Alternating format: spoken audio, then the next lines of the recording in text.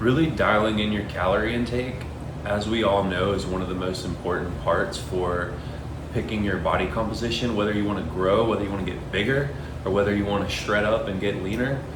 A lot like calories in versus calories out is one of the most important things. Some influencers will argue that, but thermodynamics, last time I checked, has not changed, and it's physics, so not here to debate that, but many will try. So how can we do that? How can we figure out what the best approach to dial in our calories is? Because it's easy to say manage your calories, right? Maybe you can relate. Someone's told you, oh, you need to cut your calories if you're trying to get leaner, or you need to increase your calories and be in a calorie surplus if you're trying to grow. Well, okay, yes, nice to know, but how do we actually make that happen? That's the hard part. We all know what we need to do in that sense usually. So let's just say that you're trying to grow or cut. What are the tools that you can use to do this? Very popular one, intermittent fasting, for example. There's nothing magical about intermittent fasting. Science has shown that if you equate calories, your body composition is not going to change one way or another more based on whether you're fasting or whether you're not. It's nothing magical about it. If it helps you get a calorie deficit, which is why so many people really do report finding magical benefits of intermittent fasting. They are able to dial in their calories and keep their calories in a deficit much more easily without even having to track anything hardly. It's just a natural thing. If you shrink down your eating window, well, naturally you eat a little bit less, or you stay more satiated, meaning you're fuller, right? So that's great if you're trying to lose body fat. Now, on the other hand, if you're trying to grow and get bigger, that's not such a beneficial thing, because if you struggle with eating enough calories, then you might find it hard to get all your calories in if you're intermittent fasting. But then again, if you're someone who does struggle with overeating and you're trying to grow but stay lean, and intermittent fasting helps you not overeat, so you're not in a crazy calorie surplus, or maybe it helps you kick some cravings because you're more satiated more of the time, that food noise is kind of turned down. Think like the GLP-1s, they kind of turn down your hunger, turn down that food noise, and people end up eating, or able to, kick their sugar cravings, things like that better. Well, then it still makes sense if you're trying to grow to use it. But if you're someone who's a hard gainer, you have a fast metabolism, maybe you're a teenager, and no matter what, it seems like you can just eat whatever you want to eat and you just never put on a pound. That's how I was when I first started. Then you probably want to follow more of a traditional bodybuilding style diet, right? This is another tool, right? So we got intermittent fasting on one end, makes you less hungry, can dial back your hunger, which makes it easy to stick to a calorie deficit. Then on the other end, we have typical bodybuilding style of diet where you're eating multiple meals throughout the day, spaced out 2 to 3 hours apart. That's kind of on the extreme end. Maybe you're eating 6-7 times per day, and you're starting eating when you first wake up, and you're eating all the way to when you almost go to bed. Some bodybuilders, will even take a shake in the middle of the night. I used to do that when I was just trying to, put on muscle for the first time. Now I follow intermittent fasting because I'm just trying to maintain a lean body. If you're trying to maintain your gains, at a certain point, maybe you'll convert. But if you're someone at the beginning of their journey, you're naturally skinny, you have a fast metabolism, and you really want to fuel some growth, but with that fast metabolism, maybe you have a high activity level, another type of person that benefit from this. You need to have multiple meals throughout the day so that you can constantly be getting calories in, so you don't just, at the end of the day, you haven't got enough calories in, you have to just stuff yourself, your stomach's like out to here, and you're like, and I'm still supposed to eat another 1,000 calories, or I'm still supposed to eat, another 100 grams of protein. What? If you equate your macronutrients, it really isn't going to matter what style of diet. There's nothing magical. I think it is beneficial to have, up to maybe 3 to 4 servings of protein per day, where you break it up. Each meal you get a little bit of an anabolic response from that protein. Because we found that does tend to cap at a certain point, especially if you have quick digesting proteins.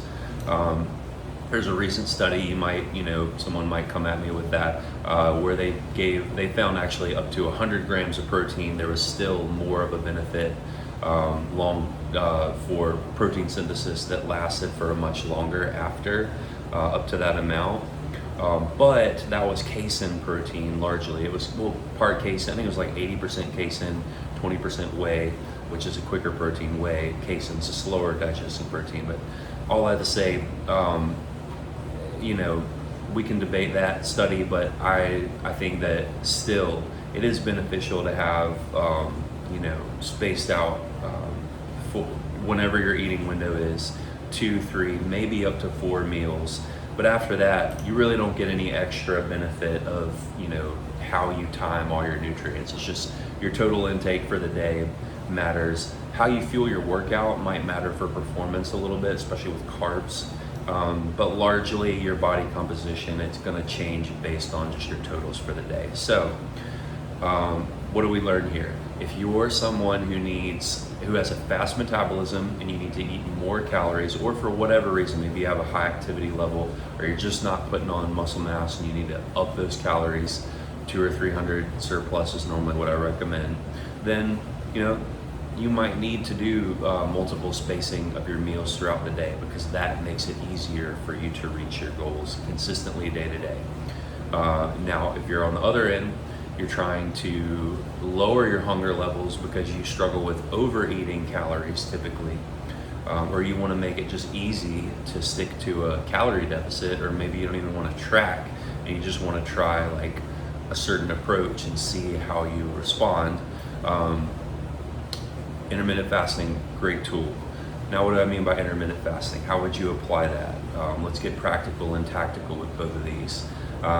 Intermittent fasting, you can go all the way from 1 meal a day where you just eat 1 time per day, and that's like within an hour as your eating window, all the way up to maybe 12 hours.